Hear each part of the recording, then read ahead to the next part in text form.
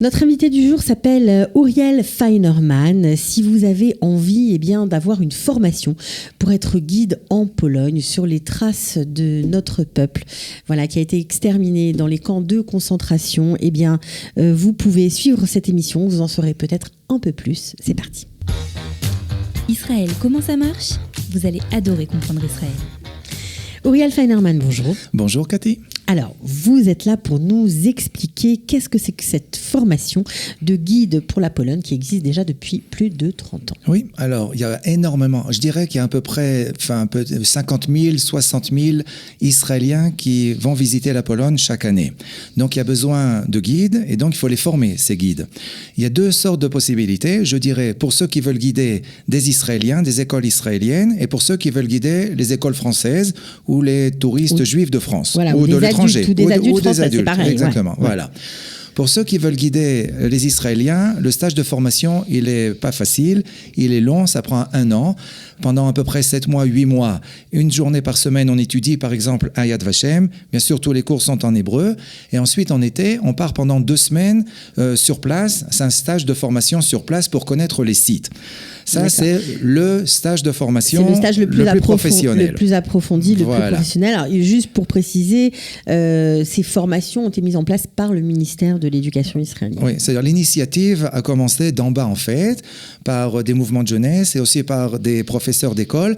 Et petit à petit, le ministère de l'Éducation a compris qu'il faut organiser les choses de façon nette, précise et au niveau gouvernemental. Okay. Mais en fait, l'initiative a commencé d'en bas. D'accord.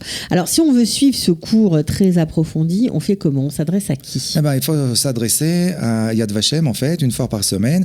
Pour ceux qui habitent dans le nord du pays, il y a peut-être aussi à Lochamé, à Getaot, mais ce n'est pas tous les ans. Il faut avoir au moins une licence. C'est la seule condition pour y être accepté. Ouais. La condition d'acceptation, c'est ça. Voilà. Et bien sûr, il faut aussi connaître l'hébreu, pas uniquement le comprendre, mais aussi être capable de le parler, parce qu'il faudra guider en hébreu. Pour ceux qui veulent guider en Pologne, mais qui n'ont pas la langue, donc ils peuvent choisir un autre masloul, ce qu'on appelle, ça veut dire une autre possibilité, et c'est un stage qui sera beaucoup plus court. Des fois, c'est organisé par exemple par la Chavaya israélite, ça peut être organisé aussi par d'autres organismes, parce que c'est pas uniquement les francophones qui vont en Pologne, donc il y a aussi des stages de formation pour la Pologne, pour ceux qui parlent en espagnol ou en anglais, mais disons pour les Français, par exemple, à la Chavaya israélite, toutes les quelques années, il y a des stages de formation qui sont beaucoup plus courts. Par exemple, le stage sur place, c'est 5 jours. C'est pas 2 semaines comme le stage de Yad Vashem. D'accord, mais ils ont aussi une formation 1 soir par semaine pendant quelques mois. Voilà, pendant quelques mois, ils étudient. Oui. Voilà. Alors, pourquoi vous avez parlé d'un chiffre impressionnant, 60 000 Israéliens qui partent en Pologne chaque année. Pourquoi cette recrudescence d'aller sur place voir ? Oui, parce que finalement, ils pourraient voir des films sur la Shoah, la liste de Schindler ou la fuite de Sobibor, mais lorsqu'on est sur place, la chavaya, c'est-à-dire l'expérience, elle est beaucoup plus grande.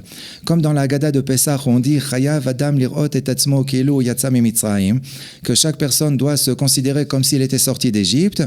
Et les Juifs du Yémen, ils font pendant le Seder comme s'ils sortaient de la maison, comme s'ils sortaient d'Égypte.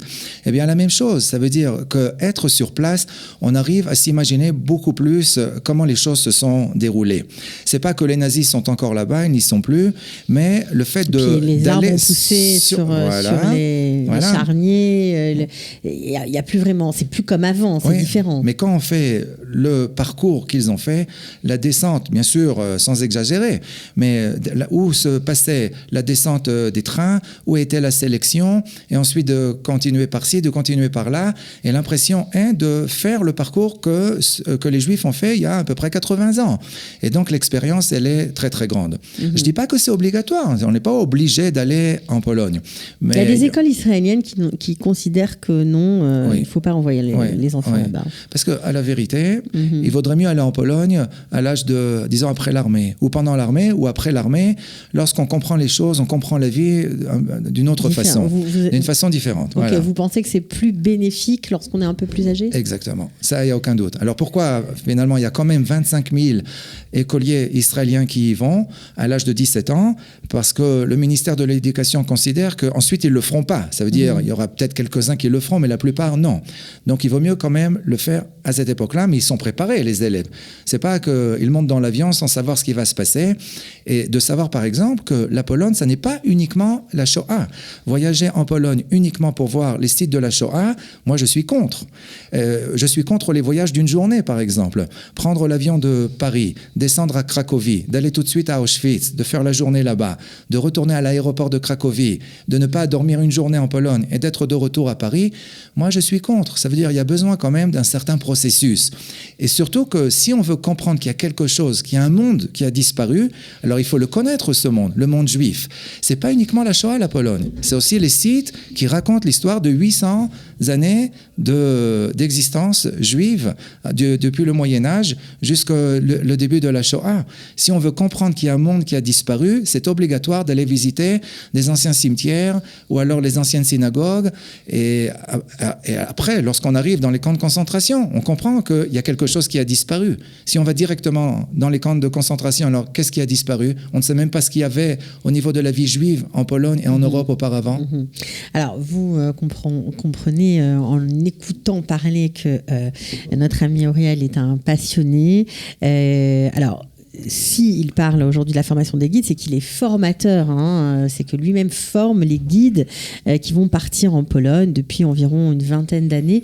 Comment vous avez décidé de faire ça, tout simplement? J'ai pas décidé d'être formateur. J'ai d'abord été moi-même guide et l'expérience a fait que petit à petit, j'ai commencé à enseigner dans les stages de formation à Lochameg et Taot, à Yad Vashem, à la Chavaya israélite et dans d'autres endroits.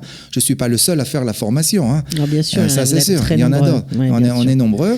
Mais l'expérience fait que maintenant, on sait comment faire les choses, le rationnel, ce qu'on appelle comment organiser un voyage, qu'est-ce qu'il doit y avoir dans un voyage en Pologne, et les discussions avec les élèves ou avec les adultes.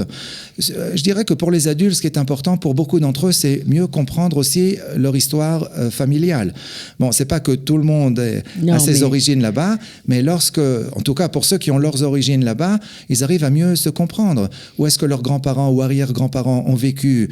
Ils arrivent mieux à imaginer le parcours familial. Et pour ceux qui n'ont pas de famille en Pologne, ils comprennent mieux l'histoire de leur peuple. Et ça aussi, c'est important. Ouais. D'ailleurs, je dis qu'il faut aussi aller en Espagne et en Grèce et à Salonique et connaître l'histoire de notre peuple. Aujourd'hui, c'est tellement facile d'aller visiter tous ces pays et de faire des parcours de mémoire sur les traces du patrimoine juif en Europe ou en dehors d'Europe. Voilà, alors j'espère que ce témoignage de notre ami Auriel Feinerman vous aura donné envie, tout simplement de participer, soit de vous former, pourquoi pas, ou d'aller sur les traces de vos ancêtres. Merci beaucoup. Merci Cathy. À bientôt. À bientôt. Ciao.